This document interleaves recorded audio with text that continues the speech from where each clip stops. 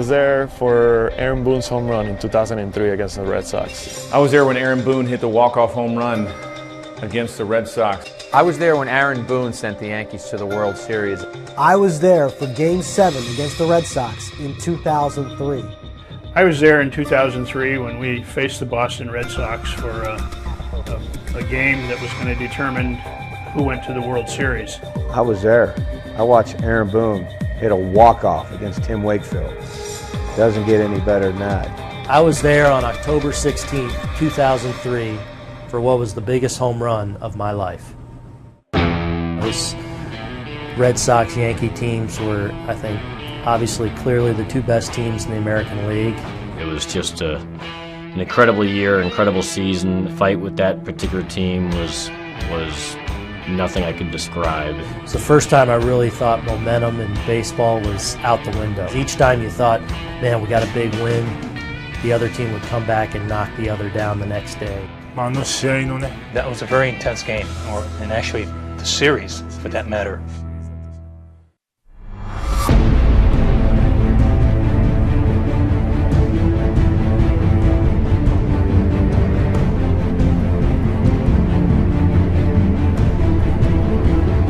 I've never been to a seventh game at all in all my playoff time. Lots of tension going into that game. Truly a heavyweight fight. Extra innings with the Red Sox, do or die, winner take all. You talk about a grindy game, a crazy game. That was Aaron Boone's game.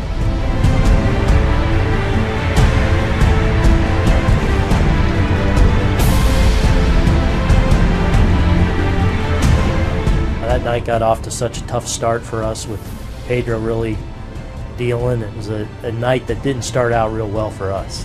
There was a time I felt like in the middle innings where Pedro was cruising. They ran out to like a 4-0 and then a 5-1 or 5-2 lead. It didn't look very good, but then all of a sudden you got the feeling that Pedro was beginning to tire a little bit. They'd made a huge mistake, I think, earlier. They left Pedro Martinez in. That was the year the Red Sox didn't have the conventional closers, so their bullpen was a little different. We started to have some better at-bats against them. Before you know it, we string those hits together. Jeter flies into right, Nixon back. On the run, it's over his head. Jeter will dig for second and hold there with a double. Into center field, Damon will play it on a hop. Jeter will come to the plate. It's a 2-run game. Ripped into the right field corner fair. Bernie Williams will dig. It's a ground rule double.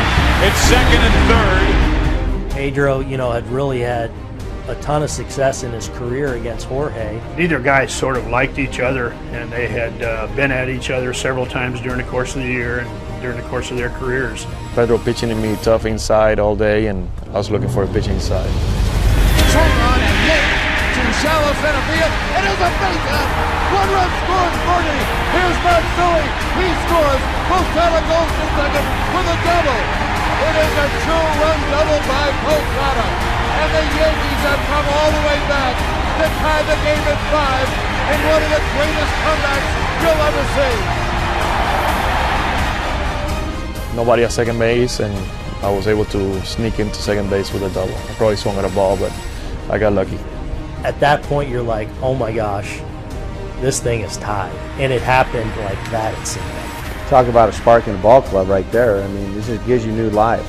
Everyone's excited. I thought the stadium was going to fall down when Jorge Posada's bloop double completed this amazing comeback. That was unbelievable because that was the culmination of, oh my gosh, it's a brand new game now. It's a thrilling moment for Posada to be able to do that, especially in a playoff game like that with the situation, our backs to the wall. He come through in a big way. To see that outpouring of emotion of Posada at second base was pretty awesome. The place was going bonkers. So now this game goes into extra innings, and I'm looking at past midnight. It had been a crazy game already. Pedro Martinez, Grady Little, everything else that happened in that game. From our standpoint, Mariano being in the game, he was dealing. And as good as the Red Sox offense was, you got the feeling like he was in complete command that night, control. And we knew it was just a matter of how long can we keep him in this game. We got to do something. Joe said that he was done for sure after that inning, but I have a hard time believing that he wouldn't have been back out there for a fourth should we have not scored. 1 and 2, 2 out, top of the 11th, tied at 5. Here's the pitch from Mo, swing, Adamant, struck him out. Strikes out 2 of the 3 hitters he faces in the 11th. I hadn't had much success off of Tim, but I remember, knowing I was leading off the inning, so when the inning ended, running off the field, feeling like I was going to do something. And when I was on deck, I was considering taking a pitch. And as I was walking up to home plate, I just said, just get a good pitch to hit. Don't overthink this. Turned out to be the first pitch. Got a pretty good piece of it. His first at-bat of the game. There's a fly ball deep to left. It's on its way. There it goes. And the Yankees are going to the World Series. Aaron Boone has hit a home run. The Yankees go to the World Series for the 39th time in their remarkable history. Aaron Boone down the left field line. They are waiting for him at home plate, and now he dives into the stone. The Yankees win it 6-5. Ball game over. American League Championship Series over. Yankees win. Yankees win! Aaron Boone had been having as bad a postseason as you could possibly have. He was the last guy you'd think would get up there and hit a home run. Wakefield had been very tough on us throughout the year, and all of a sudden there's the ball going to the left field seats. It was a shocker. I remember two things. I remember looking up to see that ball travel, and I said, that ball's out of here. And then I remember looking at the mound to watch Tim Wakefield, and he had looked out to left field, and then he had looked down. So I said, yes, what I saw was right, because this ball is out of here. To this day, I clearly remember seeing that ball going into the stands very clearly. You just saw another one of those typical celebrations at Yankee Stadium. It was almost like one continuous sound throughout the stadium for what seemed like an eternity. When it disappeared into those seats in that late evening, it absolutely electrified all of us. Boone with the ability to just dance around the bases and put himself next to the likes of Bucky Dent with that home run. It's a very foggy memory in my mind. There's moments in your life that you can recall kind of photographically. That's not one of them for me. I learned more from watching people's reaction from the video of it. There's about a 30-minute period in there where it's not something I recall vividly. With one swing, the man became part of Yankee lore forever, and he'll be invited to every Old Timers Day for the rest of his life. Aaron Boone able to be another part of Yankee history that very few players have been able to be a part of. A friend of mine who was my colleague at the Hartford Courant, Dom Amore, wrote a terrific lead for the fans in Connecticut saying, okay, now you have your Bucky Dent to hate. It was just one of those games where I just remember that I was so happy, so excited when we won. I tell you, it was as exciting a moment as I've ever had. One of the most gratifying things I've ever witnessed. It'd be one of those games where you'll never forget about.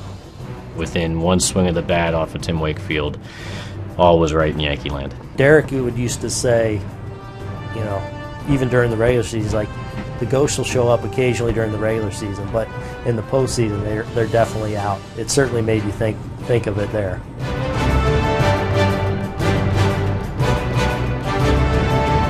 Amazed at how many people that I come across, across the country that have a story attached to that moment, whether it was a good moment for them or a terrible moment for them. It was something that people have a real strong story to and share it with me often. It's something I appreciate.